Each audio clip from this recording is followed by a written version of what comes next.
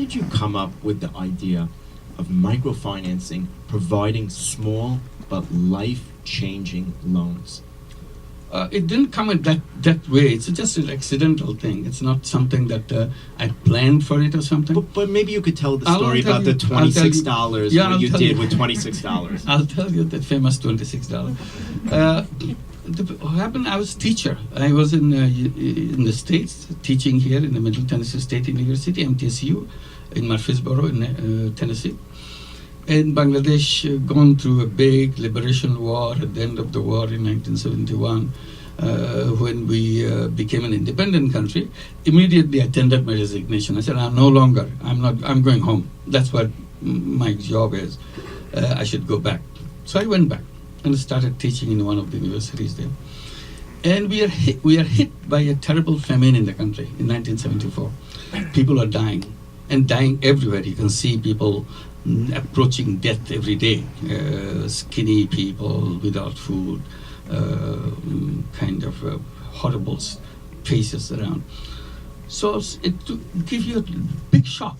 Here you are coming from the States teaching economics, and you are proud of the knowledge that you have on economics, all the things you learn, such a beautiful, elegant theories that you teach, you enjoy teaching them.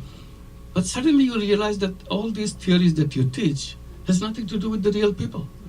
This is like a make-believe stories that you tell, and it has nothing to do with reality. If these things are anywhere near true, these people will not be dying like this. It just have some application. I see this has no application in the life of the poor people. So I was really depressed that what is it that I teach? It's an empty subject. And I fell victim to this empty subject. And I make myself totally useless person. I have no use for anything. And that depression I have gone through a couple of months. And then I realized that maybe I should start all over again. Forget about the economics that I learned. Why don't I just go to the village next door? This university is surrounded by villages. So I could just walk out and be in the village. I said, why don't I go out and see if I can be of some help to somebody? I don't know what, I've never learned how to make myself useful to another person, but I'll learn on the way. If I have it in my mind, I'll find something to do. So my ambition became how to make myself useful every day to at least one person.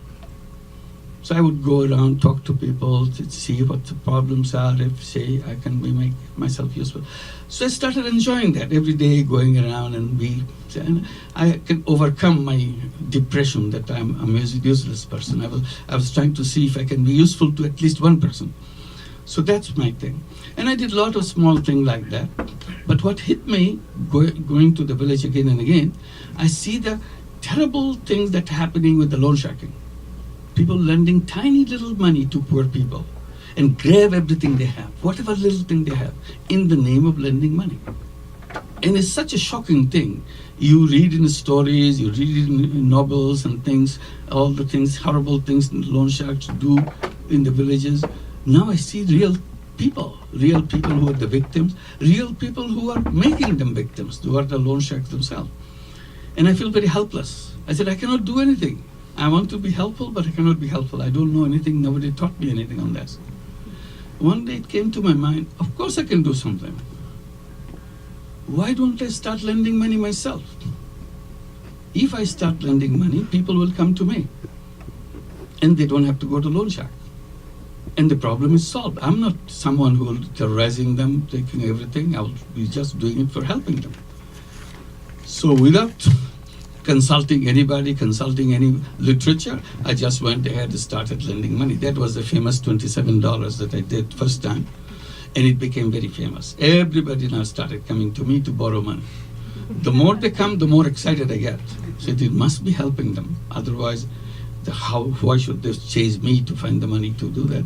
So now that I'm useful to them, I wanted to give more and more money. I had plenty of money coming from the US. All the job I have done is my pocket was full. So I was just giving away. This not as a charity, but as a loan. You pay me back whenever you're ready, but there's no time limit or anything. As you give me back, I'll give you more. That's that kind of deal. And people were actually paying back. I was surprised. that people take it seriously, and they are very happy. And now next villages started coming, and soon I realized that I'll be out of my money very soon. Then it dawned on me, I have to find a way to continue this. Because I started it, people love it, I don't want to abandon it. So I went to the bank, which is located in the campus. I tell the manager that, why didn't you lend the money? I have already started. He continued. He said, you must be crazy because nobody will lend money to those people. You are doing it, but bank is not crazy. Bank has to do it in a very systematic way. There's no way we can do that because poor people are not credit worthy. I said, but they're paying me back. Well, maybe for a while, but soon you will see nothing will come back. I said, I'll continue until they had what banks cannot continue like that. Bank has to find out exactly what is happening. So he became a big debate between me and the bank manager. He will not budge from his position. I will not give up. I said, you created a very strange institution called bank, which is supposed to lend money. You do it in such a strange way. You lend money to people who already have lots of money. And you don't lend money to people who don't have money. I thought logic will tell you, any rational thinking will tell you that you lend money to people who don't have money, rather than the other way. He laughed. He said, what an innocent guy. He says, he doesn't even understand basic banking. So I gave up on him. Then I started seeing the big bosses of the big banks to explain. They said the same thing, sorry, we cannot do that. Ultimately, I tried to find a way. I offered myself as a guarantor. I said, I'll be guarantor. I'll sign every piece of paper you give me so that you don't feel nervous about it. And you give the money. If somebody doesn't pay back, I'll pay back for him or her. And if nothing comes back, I'll take responsibility of all the bank, all the loans I'll sign it. There was a big debate within the bank itself whether it's something you can do with a professor guaranteeing, God knows how much money he can afford. Anyway, but finally they thought it's good for them to accept my proposal, otherwise I'm screaming against them, shouting against them, making newspapers filled with all those stories. They said, why don't you just give them some money, keep him shut. This money will never come back, so we can discontinue very quickly. They couldn't discontinue, people are paying back all the time. But they got very reluctant as it grew. Then I get very angry with the banks because they make excuses not to lend more money.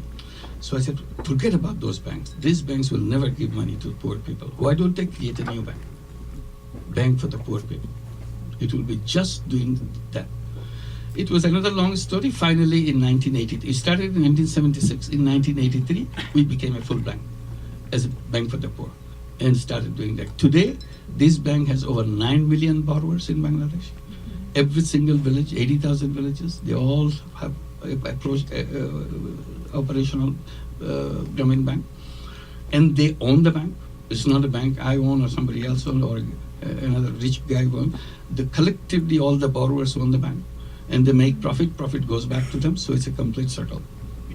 What is the percentage of payback? Oh, it's always the reason that Grameen Bank and Microcredit became famous all over the world because all the loans come back. There is no papers. Our system is papers free completely. It's no collateral. It's a trust-based banking. Nobody heard that trust. What is a trust? But we do that. So since we don't need any papers, we don't have any lawyers in our bank. We're the only lawyer-free bank in the whole world. It works. Repayment rate remained near 100% all along, last 41 years. Nothing happened. Now we do it in the United States, right here in New York City, called Grameen America. We started in Jackson Heights, first branch. It's beautifully done. Now there are 20 branches all over the United States, 7 branches in New York City, and Charlotte, North Carolina, Omaha, Nebraska, Houston, Los Angeles, and San Francisco. Altogether, 11 cities, we do that. In the last 9 years, we have 100,000 borrowers right now, 100% women. And the startup loan is somewhere between $1,200 and $1,300. Average loan today, after 9 years, it's about $2,500 because they get the repeat loans and continue to go above. And we have given over $1 billion in loan with near 100% repayment. And all those 20 branches are self-reliant, meaning all the costs are covered by the earning they make to cover their costs. Nothing to do with personal profit for anybody, just to cover the costs so that you can provide the service and so on. In the next 10 years, they are calculating, Grameen America, to go out to 40 branches reach out to 500,000 women all over the United States with the 40 branches wherever they're located, and gave $10 billion in loans. That's the kind of thing. So it's not only Bangladesh, it's right here too. It's in the neighborhood. You can go and reach them, talk to them who they are.